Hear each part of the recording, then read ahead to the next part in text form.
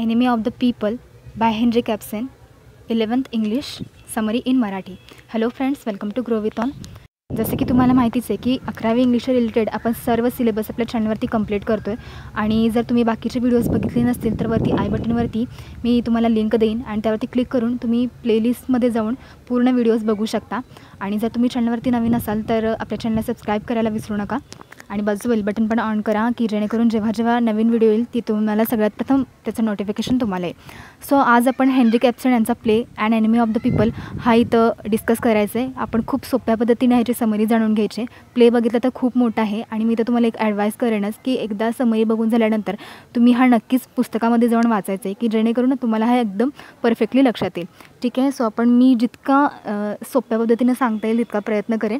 So तुम्हाला देखील थोडेसे एफर्ट्स द्यावे लागतील. ठीक आहे. सो आपण चालू करूया आजचा प्ले त्याची समरीसाठी. सो बघा, सदर्न नॉर्वेच्या कोस्टमध्ये एक माणूस राहतो. तर त्याचं नाव काय आहे तर डॉक्टर थॉमस स्टॉकमन. तर याच डॉक्टर थॉमस स्टॉकमन भोवती पूर्ण हा प्ले फिरतो आहे. खूप मोठा प्ले आहे त्यामुळे व्यवस्थित तुम्ही लक्ष देऊन बघा, अजिबात स्किप करू नका. आणि थॉमस स्टॉकमन जे आहेत तर ते ज्या शहरामध्ये राहतात तिथं बाथ्स आहेत आणि बाथ्स म्हणजे तर त्या शहराची शान, त्याचं रेप्युटेशन आहे. त्या शहराची ओळखच त्या बाथ्समुळे असते. म्हणजे बघा, काही शहरांची ओळख काही स्पेशालिटी तिथील असेल तर त्यानुसार असते. जसं की कोल्हापूर म्हटलं तर आपल्याला कोल्हापुरी तांबडा पांढरा रस्सा किंवा कोल्हापुरी चप्पल आठवतात, किंवा जर नागपूर म्हटलं तर नागपूरचे संत्री. ठीक आहे. किंवा त्यामुळे तशाच पद्धतीने तेथील बाथ्स हे फेमस आहेत. आता हे बाथ्स म्हणजे काय तर असे ठिकाण की त्या ठिकाणी टुरिस्ट जे येणारे असतील किंवा बाकीचे जे लोक बाहेरून येतात किंवा शहरातील लोक तिथे जाऊन पैसे देऊन तिथं बाथ्स घेतात. म्हणजे फॉर एक्झाम्पल तुम्ही स्वतःच्या डोळ्यासमोर स्विमिंग टँकचं चित्र आणू शकता. सो अशा पद्धतीने तिथं खूप कमाई होते. किंबहुना हे जेव्हापासून बाथ्स बनलेत त्या शहराची जी फायनान्शियल कंडिशन आहे तर ती खूपच सुधारली गेली आहे. आणि त्यामुळेच ही जी बाथ्स आहे तर ती आता शहराची एक रेप्युटेशन, एक ओळख बनलेली आहे. ठीक आहे. पण आता नेमकं काय झालं आहे तर हे डॉक्टर स्टॉकमन आहेत ना, डॉक्टर थॉमस स्टॉकमन, त्यांनी एक डिस्कवरी केली. त्यांच्या एक लक्षात आली गोष्ट की त्यातील जे पाणी आहे तर ते सतत बदललं जात नाही. आणि त्याच्यामुळे काय आहे तर तेथील पाण्यामध्ये आता पूर्ण बॅक्टेरियायुक्त ते पाणी झालेलं आहे. आणि अशा जर पाण्यामध्ये कोणी आंघोळ करत असेल तर नक्कीच त्यांचं हेल्थवरती खूप परिणाम होईल आणि त्यांना ते काय होईल आपल्याला माहितीच आहे, बॅक्टेरिया. ओके. आता आपण कोरोनामुळे सर्व आपण तेच करत आहोत की किती स्वच्छता महत्त्वाची असते हे आपल्याला आता समजलं आहे. सो बघा पुढे मग हे काय ठरवतात डॉक्टर स्टॉकमन, ते काय ठरवतात तर एक आर्टिकल लिहायचा ह्याच्यावरती, जे बाथ्स आहेत ना तेथील जे पाणी जे गढूळ झालेलं आहे, बॅक्टेरियायुक्त पाणी झालेलं आहे, त्याच्यावरती आपण एक आर्टिकल लिहायचा. आणि सो ते काय करतात, एक आर्टिकल आपल्या डिस्कवरीचं एक आर्टिकल बनवतात. आणि न्यूजपेपर, जे की न्यूजपेपरचं नाव बघा द पीपल्स मेसेंजर, या न्यूजपेपरच्या एडिटरला जाऊन भेटतात, जो की त्यांचा फ्रेंड देखील आहे. त्या फ्रेंडचं अर्थात त्या एडिटरचं नाव काय बरं तर हॉटस्टार. ओके. तर नावं ज्यावेळेला मी सांगेन ना कॅरेक्टरची ते तुम्ही व्यवस्थित नोट डाऊन करत चला. ठीक आहे. हे हॉटस्टार जे की पेपर एडिटर आहे. आणि अजून एक कॅरेक्टर इथे इंट्रोड्यूस होतं ते म्हणजे अस्लॅक्सन. ओके. थोडंसं नाव तुम्ही बघा व्यवस्थित, त्याचं स्पेलिंग वगैरे. ठीक आहे. मग हा कोण आहे अस्लॅक्सन जो आहे ना तर तो head of the house holder association, तो हेड आहे हाऊस होल्डर असोसिएशनचा. आणि त्यासोबत तो प्रिंटर देखील आहे या न्यूजपेपरचा. मग जे डॉक्टर थॉमस स्टॉकमन आहेत तर ते जाऊन या दोघांना भेटतात, त्यांच्याशी चर्चा करतात की कशा पद्धतीनं हा सगळा जो इफेक्ट लोकांच्या हेल्थवरती होणार आहे, लोकांच्या आरोग्यावरती होणार आहे.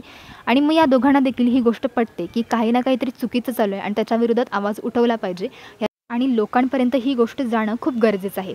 असे हे दोघं त्याला म्हणजे थॉमस स्टॉकमन जे आहेत त्यांना हॉटस्टार आणि अस्लॅक्सन ही दोघं पण खूप सदिच्छा देतात आणि सांगतात की thanks for your amazing discovery असं म्हणतात.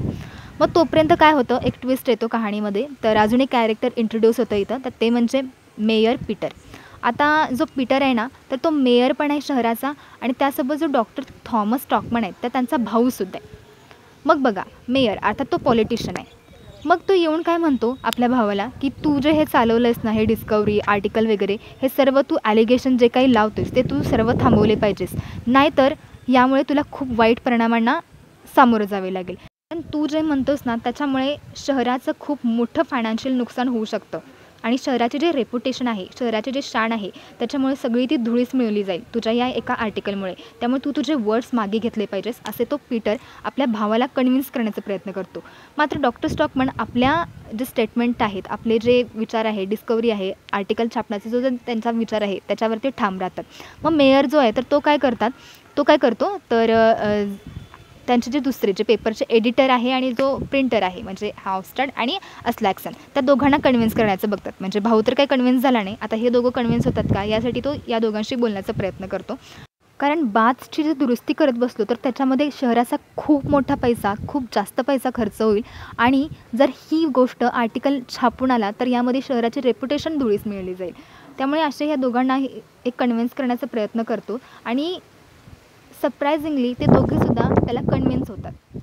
म्हणजे बघा त्याचं काय म्हणणं असतं तर शहराचं रेप्युटेशन आहे तर ते पण वाचलं जावं आणि जो जे खर्च येईल, जे की डॉक्टर स्टॉकमन म्हणतो की जर रेप्युटेशन वाचवायचं असेल तर निदान व्यवस्थित तरी द्या ना, सर्व्हिस देतात तर ती निदान नीट तरी द्या, तर ते पण नाही. त्यामुळे त्याचं म्हणणं काय की आपल्या भावानं गप्प राहावं, जसं चाललं आहे तसंच चालू द्यावं, बाकी जे काही हेल्थ कंडिशन वगैरे आहे ते सर्व लोक बघून घेतील.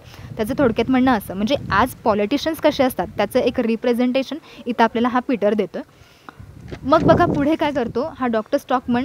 त्याला तर कळून चुकतं की आपला मित्र हॉफस्टाड आणि अस्लॅक्सन काय आपल्याला साथ देणार नाहीत. त्यामुळे तो काय ठरवतो तर एक टाऊन मीटिंग घ्यायची आणि तिथं सगळ्यांसमोर स्पीच करून लोकांना याच्याबद्दलच्या काही गोष्टी आहेत त्या सर्वांना लोकांसमोर मांडायच्या असं तो ठरवतो. मग ही खूप मोठी मीटिंग ठरवलेली असते. त्यावेळेला जो मेयर आहे अर्थात मेयर पीटर आणि अस्लॅक्सन जो की आपण बघितलं प्रिंटर आणि तसेच head of the house holder association, ही दोघं पण खूप ट्राय करतात त्याला स्पीच देण्यापासून रोखण्यासाठी. पण तरी देखील डॉक्टर स्टॉकमन काही ऐकत नाहीत आणि ते फायनली स्पीच देतातच. पण ते इतके अग्रेसिव्ह वेळी स्पीच देतात की जसं कमिटी मेंबर आणि असोसिएशनवरती खूप प्रचंड टीका करतात आणि त्यामुळे लोकांचा विचार काय होतो की हाच शहराची जी फायनान्शियल कंडिशन आहे तिला धुळीस मिळवण्याचा प्रयत्न करतो आहे. त्यामुळे जी ऑडियन्स आहे तर ती त्याच्यावरतीच उलट ऑफेन्स होते, त्यावरती चिडते आणि त्यांना काय म्हणते डॉक्टर स्टॉकमनना की he is an enemy of the people. दुसऱ्या दिवशी त्याच्या घराची सर्व तोडफोड झालेली बघायला मिळते आणि डॉक्टरना आणि त्यांच्या पूर्ण फॅमिलीला शहरातून बाहेर काढण्याचा प्रयत्न केला जातो. डॉक्टरना त्यांच्या जॉबवरून रिमूव्ह केलं जातं. डॉक्टरची मुलगी पेट्रा जी की टीचर असते तिलासुद्धा तिच्या जॉबवरून काढलं जातं.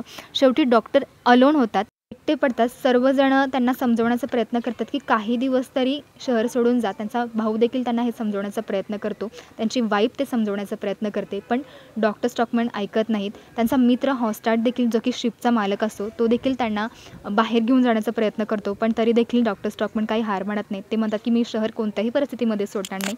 आणि डॉक्टर स्टॉकमन शेवटी म्हणतात the strongest man in the world is the one who stands alone. आणि या डायलॉगनी या प्लेचा एंड इथेच होतो आणि आपला चॅप्टर देखील इथेच संपतो. सो फ्रेंड्स, ही होती समरी. सो आय होप मला वाटते की तुम्हाला समजलं असेल आणि जर व्हिडिओ आवडले असेल तर प्लीज व्हिडिओला लाईक आणि चॅनलला सबस्क्राईब करायला विसरू नका. फ्रेंड्स, मला पण खूप मेहनत लागते आणि मी तुमच्या मोठ्या बहिणीसारखी आहे, त्यामुळे जर तुम्हाला माझी देखील मदत करायची असेल, मी तुमची मदत करते ना तुम्हाला समरीज प्रोव्हाइड करून. सो तुम्हाला जर माझी मदत करायची असेल तर प्लीज चॅनलला सबस्क्राईब करत चला आणि तुमच्या सर्व फ्रेंड्स, तुम्हाला जितके 11वीचे विद्यार्थी माहिती आहेत ना तर सर्वांना ही व्हिडिओ शेअर करत चला. So thank you so much for watching this video. भेटूया नेक्स्ट व्हिडिओमध्ये लवकरच.